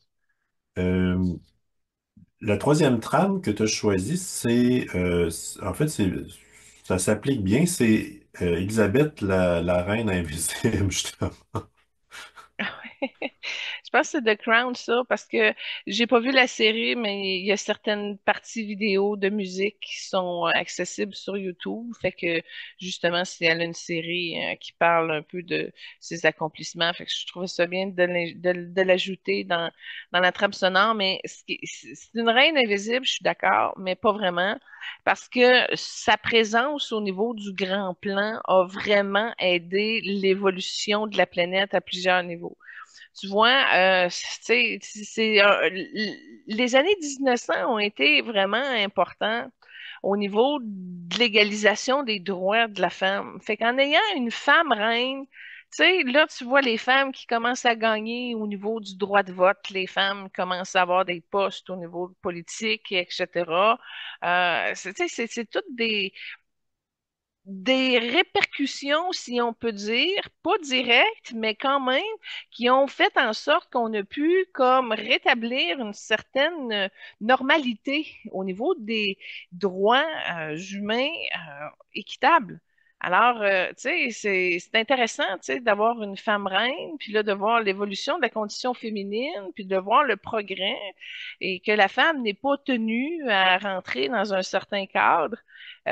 Puis même encore, elle a eu des contacts avec des gens qui avaient des religions qui pensaient comme ça. Elle a toujours respecté, même si elle ne comprenait pas. Puis elle était quand même contente d'avoir une action progressiste. justement pour aider certaines civilisations probablement liées au Commonwealth à ce que au moins ça évolue le progrès, tu sais. Puis tu regardes la reine Élisabeth, puis les femmes qui ont réussi à percer dans ces époques-là, exemple comme Marilyn Monroe, dans le coin de l'œil d'Élisabeth, il y a une reconnaissance que les femmes réussissent à gagner en pouvoir. Au début, c'était très stimulant de voir une éclosion ici et là. C'est sûr que, bon, à la fin de son règne, les femmes avaient pas mal réalisé les avancées qu'elles avaient pu faire pendant le dernier siècle, finalement. Mais ça, je veux juste te dire que ça a été un élément important dans le grand plan de la planète. Fait que ça, c'est quelque chose qu'elle a accepté de porter comme fardeau de mission, de justement faire évoluer tout ce qui est lent à évoluer à un certain niveau. Puis surtout au niveau des Britanniques, ben, ils sont très à cheval sur la tradition, puis sur ce qui s'est supposé d'être, tu sais. Fait que le fait que ça ait eu un effet progressiste, puis que ça a eu des répercussions progressistes, puis que là, il y a un épanouissement des femmes en arrière de ça, on peut voir que c'est une grande fierté. Oui. Il y a eu, malgré certaines critiques à son endroit par rapport à la famille royale, sa popularité personnelle et celle de la monarchie sont restées quand même assez élevées pendant tout son règne. Donc, c'est quand même intéressant. Côté, côté implication, œuvre caritative, on pourrait dire. Il y a une chose qui a été relevée que je trouve intéressant. Elle était instrumentale dans la réconciliation entre l'Angleterre et l'Allemagne après la Deuxième Guerre mondiale. C'était une des rares dignitaires à se rendre en Allemagne comme tel. Ah oui, hein? Mhm. Ah, c'est le fun qu'elle a eu l'audace et le courage de faire ce pont-là. Puis tu vois, en énergie, ça fait un trait vert, fait que c'est quelque chose qui a été important parce qu'il y a eu beaucoup de guérison qui s'est faite à partir de cette démarche-là. Elle a aussi beaucoup prôné l'écologie et la paix. Puis, pendant la Deuxième Guerre, elle partageait beaucoup des messages d'optimisme pour les réfugiés, puis aussi beaucoup de soutien aux victimes de la pandémie, dans le fond, dont elle-même en faisait partie. Oui, c'est ça. Puis, en tout cas, ce qu'on peut voir d'Elisabeth, c'est que elle gardait un œil. C'était important pour elle, tu sais, les causes qu'elle a avancées, les choses qu'elle a faites, les démarches tout ce qu'elle a touché a eu une importance, même si cela ne paraît pas. Parce que ça bougeait seulement quand ça devait bouger, parce que tout le reste était contenu. Puis, on pourrait dire aussi que euh, il y a eu beaucoup de d'indépendance des pays qui étaient membres du, du Royaume-Uni dans son entier avec ses colonies. Donc, il y a eu une décolonisation pendant son règne, ce qui a fait en sorte que euh, c'est devenu le Commonwealth à part entière. Je te dirais que ça l'a plus inquiété, mais vraiment inquiété. Puis non seulement ça, mais elle ne voulait pas porter la charge ni la responsabilité de la déconfiguration de l'Empire à cause d'elle sous son règne. Fait que ça, c'est quelque chose que elle l'a intronisé. En tout cas, ça s'est vécu à l'intérieur, ça l'a fait trembler, puis on voit qu'elle était nerveuse, inquiète par rapport à ça. Mais maintenant, tu vois, avec le recul, ça fait partie un petit peu du mouvement qui évolue, tu sais, dans une société puis qui a pas trop fait de dommages, fait qu'au moins elle a quand même réussi à bien le gérer dans le sens que ça n'a pas fait trop de dégâts puis ça s'est pas trop déconfiguré. Cela dit, l'inquiétude reste par rapport à la descendance parce que c'est pas évident que son gars puis son petit-fils vont être en mesure de pouvoir le retenir. Parce que comme on l'a vu dans la lecture de Harry et de Lady Di, la monarchie, au niveau économique, ça va s'effondrer. Bon. combien de temps ça va prendre, quand est-ce que ça va suivre, puis quand est-ce que ça va être généralisé au niveau de l'effondrement économique de la Terre. Ça, on n'a pas de précision là-dessus, quoique ça a déjà bien commencé avec ce que Trump a amorti un petit peu comme effet mondial. Mais tout ça pour dire que c'est un souci qui était très présent chez elle et qu'elle n'aimait pas du tout, du tout, du tout ce qui se passait, là, parce que là, justement, la responsabilité de l'effondrement portée sur elle, c'était vraiment quelque chose qu'elle avait beaucoup de difficulté à gérer, là. D'accord. Elle a quand même contribué à plus de 600 organisations. Puis, c'est une des rares à avoir ouvert les Jeux olympiques à plus d'une reprise, notamment aux Jeux de Montréal en 76. Puis, elle a aussi inauguré un jardin pour les victimes des attentats du 11 septembre à New York. Ah, c'est courageux d'avoir été à New York pour ça, surtout de voir comment que les Anglais ont perdu contre la Nouvelle-Amérique. Fait que c'est fun de voir à quel point qu'il y a la cause qui est plus grande que l'histoire, tu sais. Oui, absolument. Donc, moi, de mon côté, ça conclut ce que j'avais sur Élisabeth. Puis, Euh, évidemment, elle a marqué son époque par sa longévité. Puis moi, j'étais content d'avoir la chance d'en connaître un peu plus à son sujet. Ben, je vous dirais que c'est pas une guide qui pourrait avoir une baguette magique puis vous aider dans plusieurs circonstances. Mais moi, si j'appelle l'âme d'Élisabeth à venir m'aider, j'irais vraiment pour la retenue, la diplomatie à son haut niveau, ou si j'ai besoin de renoncer à une partie de ma personnalité pour une plus grande cause. Fait que ça serait vraiment un guide génial qui pourrait nous aider à ça. Puis, je la remercie, je la bénis comme un réconfort et un renforcement au niveau de son cœur pour qu'elle puisse ouvrir davantage son cœur, vider sa gorge et revenir à qui elle est encore plus, plus. Elle est fatiguée, c'est-à-dire elle ne deviendra pas dans une incarnation nouvelle d'ici 2, 3 ans. Là, il y a une longue pause qui va s'installer. Là, elle est baigne dans l'énergie rose, fait qu'elle a quelque chose à traverser avec les roses, puis ça va prendre un temps. Tu sais, je vois une grosse, grosse décennie au moins. Puis elle est là pour réconforter ses proches, puis sa famille, puis tous ceux qui l'a pris. Elle va venir vous réconforter. Maintenant, si tu as besoin plus qu'un d'un réconfort ou d'une présence quelconque, je, bon, je vois pas comment qu'elle pourrait, mais ça, encore là, si elle se permet de pouvoir relancer ses énergies puis d'aller chercher un plus haut niveau de maîtrise et de conscience, pourquoi pas, mais pour l'instant, si vous l'appelez, elle va répondre. Maintenant, comment qu'elle va vous aider, ça, c'est une autre affaire. Mais si vous voulez juste savoir comme sa présence vous aide, ben là, ça, il n'y a pas de problème. Ça peut marcher. Donc, on peut enchaîner avec le roi George VI. Je le connais pas vraiment. Lui, j'ai réussi à prendre contact un peu avec grâce au film que j'ai vu avec Colin Firth, le Speech King. Mhm. Fait que j'ai trouvé ça intéressant d'avoir une idée de c'était qui cet individu-là parce que bon moi je suis née beaucoup plus tard là il était plus là c'est pas un roi que j'ai connu. Ben, en fait, puis comme première trame, tu as choisi justement, c'est un couronnement du roi, en fait, je sais pas, du roi George, donc c'est avec la musique de Handel.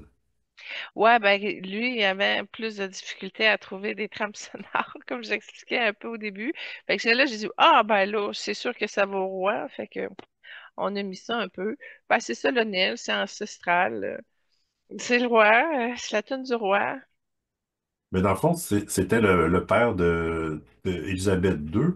Et puis, lui, il a vécu de 1895 à 1952, donc à peu près 57 ans.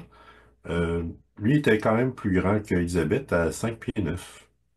Oui, puis tu vois, il était là dans les années de tourment. Mais tu sais, là, il a passé dans 2 guerres.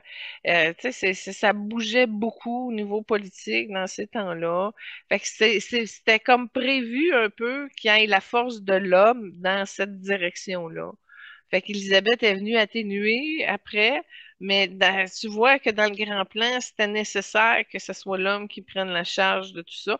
Puis encore là, il a été bousculé. Je le vois au niveau de ses genoux. Tu sais, oui, il se veut un peu évolutionnaire, dans le sens où on peut évolutionner les choses, mais d'un autre côté, très, très ancré dans la tradition et tout.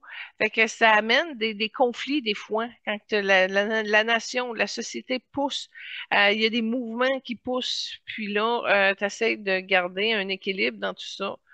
C'est intéressant de voir à quel point qu'il y a. Moi, ce que je vois de son énergie, c'est qu'il y avait quand même une grande intelligence en arrière de ça, d'où le pourquoi qu'il était dans une âme bleu indigo. Maintenant, ce qui m'inquiète le plus, puis ce qui est très dommage, c'est que ça soit pas plus lumineux que ça. Fait que, encore aujourd'hui, il a de la difficulté à passer ces espaces dans la lumière parce que sa vibration, elle aurait changé s'il avait réussi à le faire. Alors moi, j'y envoie toutes mes, mes prières de compassion puis mon amour pour qu'il y ait une absolution puis qu'il lâche un peu puis qu'il se donne la chance de relancer ses énergies plus près de qui il est, plus près de la lumière. Ça serait bien qu'il puisse comme s'alléger puis diminuer le petit karma. Puis lui aussi, il n'a pas vécu sa vie de petit garçon. Ça a été très rigide et très inflexible. C'était dur pour Elisabeth, mais lui, c'était une coche de plus parce qu'il avait la pression d'être un homme dans cette aspiration-là. Fait que c'était plus rigide, c'était plus encadré, puis il y avait moins de flexibilité. Elisabeth en a eu un petit peu plus, mais un petit peu plus. OK, d'accord. Donc, ses parents, ben, son père était roi lui-même, sa mère, ben, était, était reine. Puis il y avait quand même plusieurs frères et sœurs. Il y avait Édouard, Marie, Henri, Georges et John. Puis il s'est marié avec une autre Élisabeth qui était dans le fond la mère d'Élisabeth II. Puis une chose que j'ai remarqué, c'est que ça doit être une bonne génétique de famille parce que la mère d'Élisabeth II, elle a vécu, on dirait, elle a vécu une 100 ans elle aussi. Oui, oui, mais c'est des femmes qui ont jamais fait de ménage, puis qui se sont jamais mis avec un cadran le matin pour aller faire justement l'épicerie, puis d'aller travailler 45 heures semaine. Tu comprends-tu? Fait que moi aussi, dans Watt, là, à me faire couler mon bain, puis j'ai même pas à donner le gazon, rien. C'est sûr, si tu travailles pas, tu te conserves mieux, là. Ça, c'est une certaine logique. Mais je veux juste te dire que le père de ce roi-là était vert. Et lui, le père de Georges, sa lumière était beaucoup plus verte, était beaucoup plus lumineuse. Fait que son père a compris quelque chose que son fils n'a pas compris.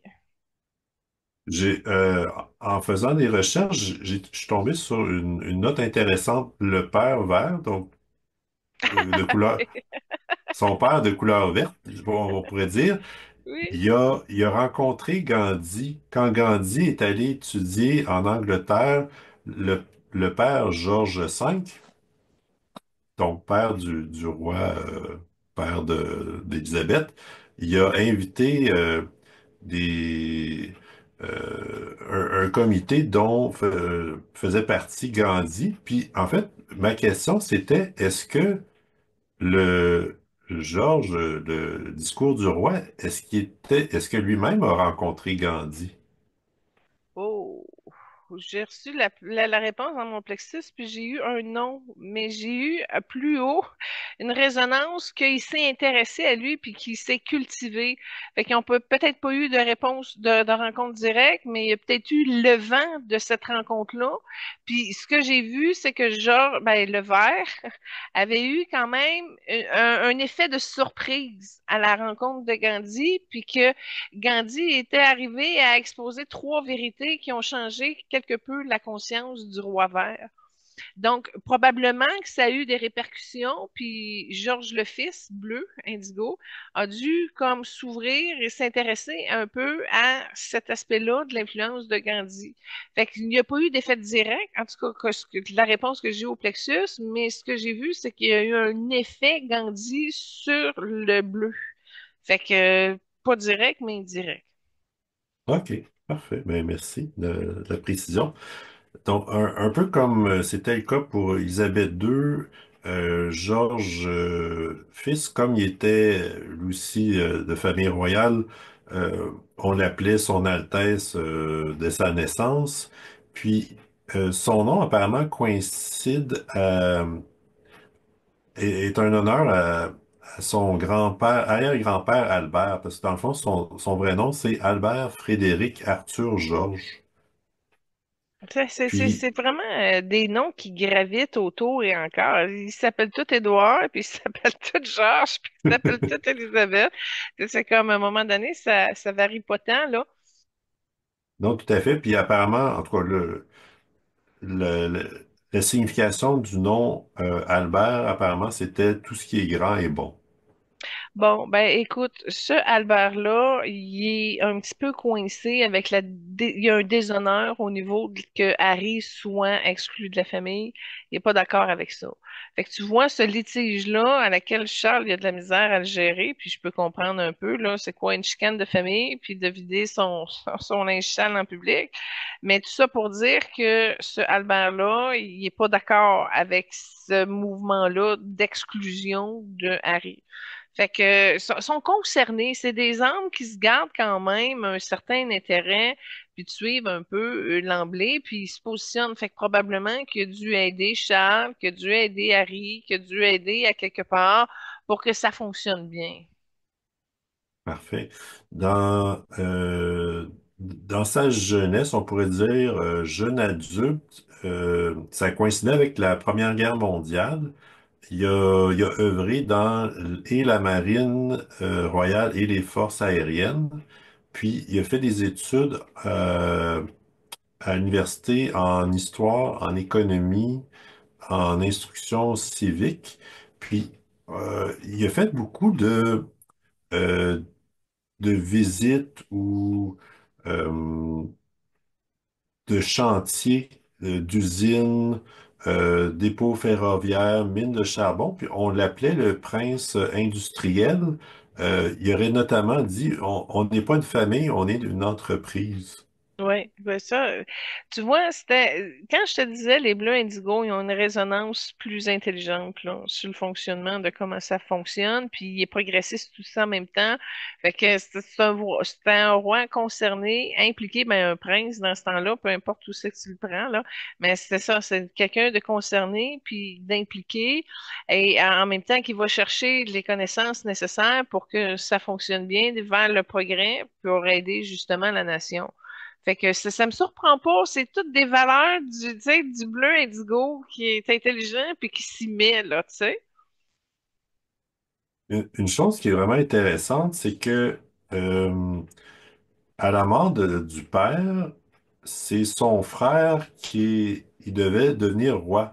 Sauf que son frère tenait absolument à épouser une Américaine 2 fois divorcée. Puis finalement, il y a eu le choix, soit que tu deviens roi ou tu épouses la personne que tu veux. Puis il a choisi de l'épouser. Donc, il a passé son tour, puis c'est Albert qui est devenu le roi, dans le fond, à sa place. Mais tu vois-tu à quel point que le rouage familial, il est ancré, là. Puis Harry, il passe dans les mêmes affaires. Fait que, à un moment donné, c'est vraiment un karma familial qui doit être mieux géré, tu vois. Puis, bon, dans le cas-là, c'était le premier qui a passé sa place. Là, dans ce cas-là, c'est le deuxième qui a cédé sa place. Mais encore là, on peut le comprendre, c'était le premier qui avait le trône. Je parle je parle de William. Fait que c'est compliqué à un moment donné d'arriver à concevoir une vie amoureuse au-delà des standards. Tu sais, c'est comme le titre, la position dans l'aristocratie, la famille, l'argent, la richesse, le protocole. Fait que, tu sais, moi, normalement, que ça sort de tout ça, entre autres avec Harry et Meghan Markle, ben, ça a des répercussions. C'est malheureusement. Et ça a des influences. Parce que si on regarde, j'ai rien contre William, là. La question n'est pas là. Mais Harry, il est beaucoup plus ouvert, il est beaucoup plus lumineux, il a le cœur libre. C'est sûr que là, il y a des problèmes de couple, puis c'est sur le bord même de terminer. En tout cas, ça serait bien que faudrait voir pourquoi il reste là quand que ça aurait pu être libéré. Il regrette un peu ses choix. Je parle toujours d'Harry, mais tu vois quand même que l'existence, tu sais, le roi devrait être élu en fonction de sa meilleure bonté. OK? Puis là, si tu prends William puis Harry, il y a plus de lumière, fait que ça se choisit automatiquement. Et c'est lui qui serait un meilleur roi que William, tu sais. Mais de la manière qu'ils procèdent dans leur choix, ben là, encore là, on se retrouve avec un roi qui est peut-être moins généreux ou qui est peut-être moins compétent, mais tu sais, on le voit avec Charles, là, tu sais, personne ne le voit là, Charles, là, comme roi, puis sa période de royauté où ce qu'il a gouverné, on s'entend-tu qu'il n'y a pas grand-chose de miraculeux qui vont se passer là. On attend qu'il passe la place à la relève en dessous. Fait que c'est un petit peu compliqué, leur manière de fonctionner, puis ça coûtait cher. Fait que tant mieux si c'était un homme, mais il serait arrivé quoi? Parce que dans cette époque-là, dans les années 1800, est-ce qu'il aurait été prêt à faire les choses autrement? Non, pas vraiment.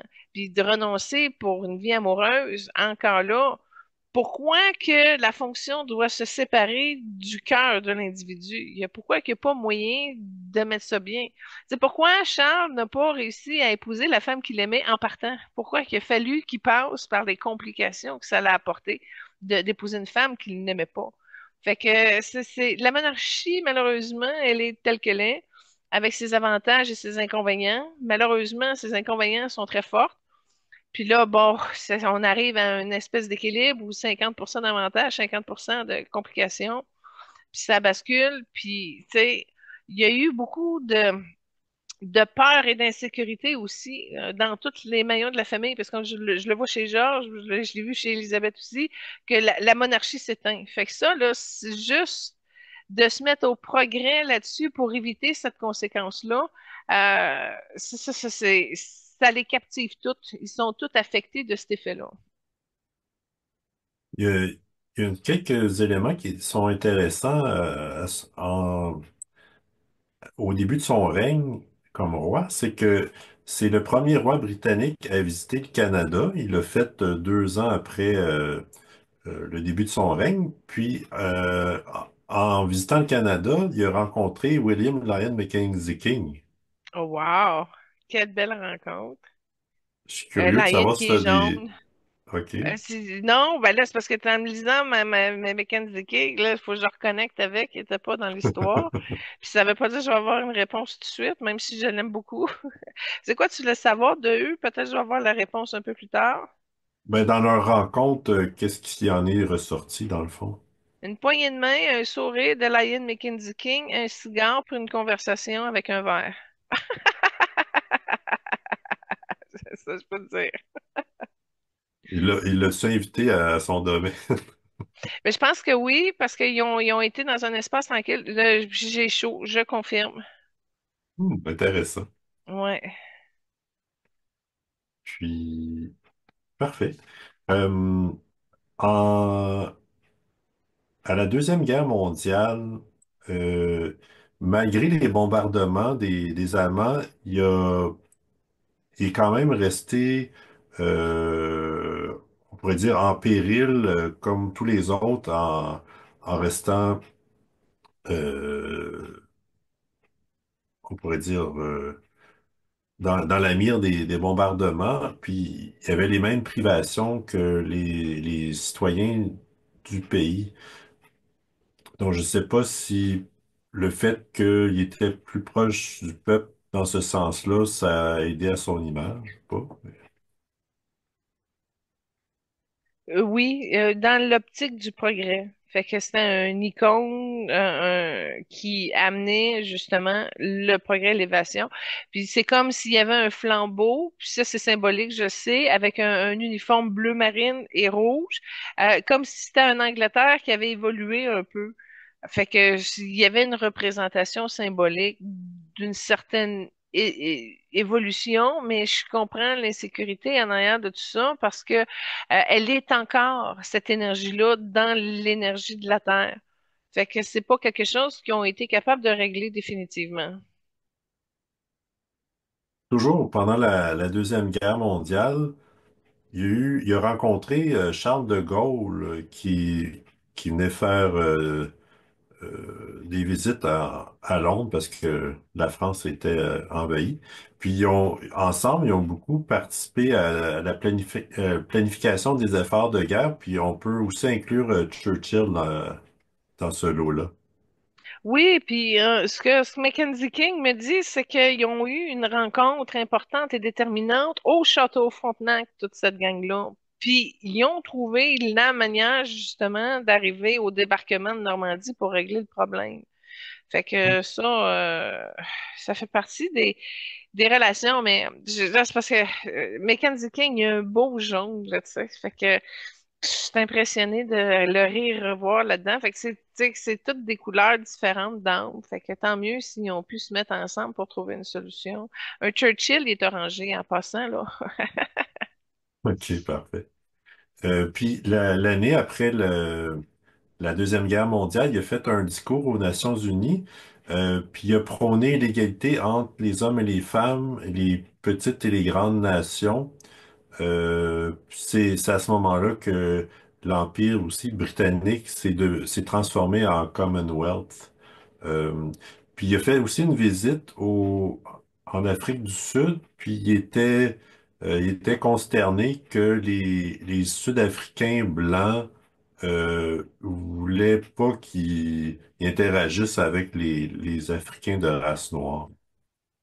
Ouais, ben, ça, les manifestations de racisme, il y en a en Afrique, mais il y en a pas mal partout ailleurs. Il y en a même en Angleterre aussi. Mais c'est juste d'arriver avec une conception que tu sais, les droits sont égaux pour tout le monde. Ça, cette famille-là l'ont, puis ils voient bien que c'est démesuré, puis que ça arrive pas à ça partout. Fait que comment tu peux aider puis redresser, mais en même temps, tu sais, en respectant leur fonctionnement, les traditions de ces clubs-là. Tu sais, ça a toujours été, pour un monarque qui s'en soucie, ça a toujours été une question de comment composer là, avec la situation sur place de la culture. Puis en même temps, comment apporter une influence, si influence il y a à apporter, parce qu'encore là, ça reste quand même que tu peux pas rentrer puis y aller comme les Romains faisaient. T'enlèves toute la culture, t'enlèves tout, là, puis là, t'amènes la conception romaine, puis là, qui dilue, dans le fond, la personnalité propre de la culture. Fait que, ou de la civilisation comme telle. Fait que ça, à un moment donné, ça se dénature avec le temps. Maintenant, ce que je regarde, c'est, je leur ai demandé, êtes-vous satisfait du progrès que vous avez fait? Puis oui, j'ai une réponse orangée. Il y a eu une énergie de force, puis effectivement, il y a un tournant, il y a quelque chose qui se sent amélioré. Fait que sur le fond, en arrière, je te dirais qu'ils sont pas mal satisfaits de comment ils ont géré le Commonwealth. Mais là, ce que je vois au niveau du plexus, c'est que c'est une situation ou une question qui est encore d'actualité. Je ne sais pas si c'est le Brésil ou d'autres parties, mais le Canada, entre autres, on est là-dedans où on est encore en train de prôner qu'on ne veut plus de la monarchie puis qu'on veut la sortir. En tout cas, au Québec, ça a déjà commencé. Puis ça, ils n'aiment pas ça, je vais t'avouer. Parce que, imagine-toi, si tout le monde du Commonwealth arriverait à ce résultat-là, à quel point que ils ont pas la force économique pour pouvoir reconquérir le territoire perdu si ça commence à s'effriter plus que ça, déjà. Fait que ça, c'est un souci qui contribue à la fin des monarchies. Et c'est présent dans leur énergie. Élisabeth avait cette inquiétude-là, mais et ça se poursuit, cette inquiétude-là, de bien le gérer puis de bien le représenter. Mais encore là, avec quel pouvoir? Tu sais, tous ces pays-là sont souverains de leur politique, de leur parlement, et etc. Fait que ça devient un petit peu compliqué de voir comment ils peuvent réellement contribuer puis sauver la donnée avec peu de pouvoir. Puis leur représentation aussi qui ont amené, tu sais. Fait que c'est des défis non évidents. Puis je vais t'avouer, Charles maintenant là, il est préoccupé par l'effet Trump. Fait que ça aussi, ça a joué sur le déséquilibre de sa santé présentement. Est-ce que ça pourrait donc l'inciter à venir au Canada? Ben il va venir faire le discours du trône. Fait que ça, Mark Carney, il l'a invité. Fait Mhm. que c'est aussi une manière de dire, tu sais, d'utiliser le symbole pour dire à Trump, on n'est pas achetable, là. Fous-nous la C'est paix, ça. garde le roi vient. C'est trop roi ici, tu sais. Fait que, ouais, c'est une manière de se protéger un petit peu, là. Ouais, c'est une game politique, effectivement, mais ça n'empêche pas que la monarchie soit affectée par la vision Trump d'aujourd'hui. D'accord. Comme deuxième trame, tu en as fait allusion un peu plus tôt, c'est le discours du roi, puis c'est sous la musique de Mozart, le mariage de Figaro. Oui, ben, c'est une petite trame qui va bien. Tu sais, c'est doux. Il y a plein de musique, là, ça chante pas. C'est harmonieux, en tout cas. Je trouvais ça bien comme trame sonore monarchique associée au roi George. Puis ce qui est intéressant, c'est le film, le discours du roi, c'est vraiment basé sur la vie du roi George. Donc, puis évidemment, c'est incarné par Colin Firth, euh, qui où il surmonte ses problèmes de bégaiement avec l'aide d'un orthophoniste pour finalement être plus à l'aise à faire des discours. Puis je me souviens quand on avait fait l'émission sur Colin Firth, que lui-même avait souffert de bégaiement, puis ça l'avait aidé à incarner justement le rôle de George VI. Oui, parce que au début du film, ce qu'on voit, c'est qu'il n'y a pas d'orthophoniste qui existe comme tel dans la vie, puis c'est pas une solution qui est liée à ce type de problème-là. Fait que le roi a un problème qui ne se traite pas, puis même si tu vas chercher les meilleurs médecins, personne ne sait comment le gérer, sauf une espèce de docteur farfelu, bizarre un peu, avec des techniques peu recommandables, qui dit, moi, on va te le régler ton problème, tu sais. Fait que c'est la base de, si on peut dire, de comment ça a évolutionné la profession d'orthophoniste. Mais tout ça pour dire que ben, c'est un drame. Il n'y a pas de grande comédie, il n'y a pas de grande tristesse. C'est juste un film où tu vois un homme qui fait son possible pour dépasser ses difficultés, puis réaliser ses défis, puis atteindre ses objectifs, puis il réussit. Fait que, tu sais, c'est un bon drame, là. C'est intéressant. Je l'écouterai pas 30 fois, ça, malheureusement, non. Mais la fois que je l'ai vu au complet, bah, je suis contente. Ça fait son effet. Puis on est content, tu sais, de le voir là, qu'il prend la parole devant son peuple, puis qu'il est capable de prononcer son discours, puis qu'il a passé une année à apprendre un discours, tu sais. Mais il a fait l'effort, puis c'est ça qu'on veut de nos dirigeants, tu sais. Fais l'effort pour réussir à atteindre tes objectifs, puis nous rejoindre avec des résultats. Fait que c'est encourageant. Côté santé, il y avait quand même une santé fragile. Il y a eu une opération lombaire pour rétablir la circulation dans la jambe droite. Apparemment, il y avait les genoux cagneux. Il devait porter des attelles correctrices. Il y a des problèmes digestifs chroniques. Puis on en a parlé un petit peu tantôt. Il y a eu le cancer du poumon qui a entraîné sa mort. Donc, puis un autre fait, ben, je sais pas si à quel point ça peut avoir joué, mais il était naturellement gaucher, mais comme ça arrivait souvent, il était forcé d'écrire de la main droite. Ah, s'il a passé par là, lui aussi, c'est plate. Mais tu vois, tu me parles de son état de santé, puis il y a beaucoup de rigidité en arrière. C'est comme beaucoup de peine, beaucoup de retenue, beaucoup, tu sais, c'est mal géré, il y a de la misère à se tenir droite. Euh, ça touche un peu le pourquoi que son bleu indigo, il est peut-être pas aussi illuminé, tu sais, tu vois, il a comme pas réussi à franchir le cap encore. T'sais, il a pas compris comment s'assouplir puis s'illuminer dans son incarnation, mais en arrière-plan non plus, on dirait qu'il a pas passé par là. Par contre, il a fait un retour à la lumière. C'est quand il est décédé, il a monté à la lumière. Fait que c'est à se demander pourquoi que son bleu indigo maintenant n'est pas assez fort quand il a réussi à faire son montage. Puis, oh, attends un peu, je viens de voir une autre vision. Là, je vais te sortir quelque chose, c'est qu'il est réincarné aujourd'hui. Il est Hmm. réincarné dans la famille de William, puis il est d'une âme bleu cobalt, puis là, j'ai encore chaud. Je vais être obligée de prendre une douche après l'émission. Je sais pas pourquoi ça parle de même. C'est peu de fois où j'ai très chaud comme ça, mais cette émission-là me fait cet effet-là. Fait qu'il est réincarné dans le bleu cobalt, un fils de William. Je sais pas comment il s'appelle, ses enfants, malheureusement, là. Hein. Oui, le petit gars. C'est pas la petite fille. La petite fille est plus triste et puis elle est jaune. C'est pas.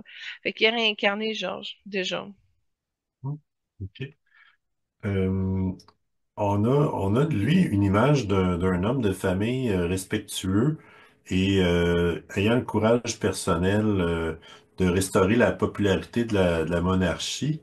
Ça a été le fondateur d'un nouveau Royaume-Uni, puisque plusieurs des membres du royaume ont eu leur indépendance. Ça a été aussi un chef dévoué à ses sujets, ce qui a permis d'avoir une certaine marque de respect pour sa fille Elisabeth quand elle-même est devenue reine. Puis il y a deux prix, on pourrait dire, qui ont été instaurés en son honneur. Il y a la Croix Saint-Georges, la médaille Saint-Georges pour récompenser les actes de bravoure de civils. Puis à titre posthume, il a reçu l'Ordre de la Libération, que seulement Churchill aussi a reçu. Ah, ben intéressant. Mhm. Puis comme dernière trame, tu as choisi la couronne, c'est le roi Édouard qui joue la cornemuse en pleurant. Ben, j'ai trouvé qu'il y avait un lien là-dessus avec Georges. C'est quand tu tapes trame sonore de Georges. C'était pas facile. Fait que j'ai trouvé que c'était un bel hommage qui lui était fait. Alors, c'est pour ça que je l'ai mis là. Parfait. Donc, moi, ça conclut pas mal ce que j'avais. Ah, peut-être un dernier détail. euh, il était quand même assez sportif. Donc, peut-être que ça allait aider au niveau de sa santé, je sais pas trop. Ben, tant mieux s'il y avait le temps de faire du sport un peu. Juste de marcher dans le palais, déjà, ça fait pas mal d'exercice. Ouais, effectivement, faire le tour, là. Faire le tour des jardins, faire le tour de la maison, faire le tour. 2 heures est passée, puis les fesses sont toutes durcies de muscles. Oui, puis Non, mais tant mieux. Tu sais, à un moment donné, la pression, elle devient trop forte. Faut que tu trouves le moyen d'évacuer les trop-pleins. Tu sais. Mhm. Ça, je pense que ça Puis, marche bien. j'étais curieux, en fait, pourquoi est-ce que autant les monarques ont tendance à changer de nom, puis la même chose, des fois, les papes, quand ils deviennent papes, ils changent de nom. Ouais, c'est drôle parce que justement, je me suis posé la question avec Léon qui a été choisi cette semaine. Je sais pas, j'ai pas la raison à ça. Probablement, l'Internet pourrait t'amener plus la réponse. C'est quoi cette tradition-là de te changer de nom quand tu arrives à un poste? C'est comme si Justin Trudeau, arrivé premier ministre du Canada, s'appelait Ken Berkeley, tu sais? Mais là, on parle de postes qui sont comme à vie. Tu as une dévotion, puis là, tu étais dans cette fonction-là jusqu'au Hmm. bout. Bon, c'est pas mal là où ce que tu as une vocation qui change jamais, là, tu sais, c'est jusqu'à la mort, là. C'est Rouen, puis paf, y a pas vraiment d'autre chose. Les présidents, les premiers ministres, tout change. Fait que pourquoi que c'est une très bonne question, Benoît, mais j'ai rien qui montre la réponse là, mais c'est intéressant ce que tu soulèves. OK. Puis ça peut s'appliquer aussi les artistes, des fois, qui changent de nom, nom de scène, nom d'auteur, en tout cas. Toujours est-il que... Ouais, je peux comprendre. Mais ça, c'est plus une vocation artistique. C'est ça. Puis encore là, je comprends pas non plus pourquoi que si tu t'appelles, tu sais, Emma quelque chose, puis tu te retournes de bord, puis je m'appelle Lady Gaga, tu sais, déjà là, change-le pour quelque chose de plus rendu là. Ouais, ça, c'est une très bonne question, Benoît, mais malheureusement, c'est pas dans mes compétences de réponse maintenant. D'accord. Donc, moi, ça conclut ce que j'avais sur la famille royale. Moi, je t'inviterai à poser ta question à l'intelligence artificielle, puis tu auras une meilleure réponse. Parfait. Merci beaucoup d'avoir été à l'écoute pour notre spéciale Fête de la Reine. Puis n'hésitez pas si vous l'animez ou participez aux recherches, parce que là, Benoît, il vient de faire deux émissions, mais il va prendre un break pour les prochaines semaines. N'hésitez pas, participez, écrivez-nous si vous avez des questions, si vous avez des suggestions. Tout simplement, vous avez accès à la page Facebook d'émissions évoluant avec l'âme des célébrités. Et puis, je vais répondre à vos questions rapidement. Oui, puis si jamais il y a suffisamment de questions, tu pourrais faire une émission en répondant aux questions des auditeurs, auditrices. Oui, ça pourrait être une très bonne idée, mais encore faut-il avoir un lot de questions. Tout à fait. Donc, ben, merci d'être au rendez-vous encore une fois. Puis, on vous dit à la prochaine. Soyez bénis, namasté.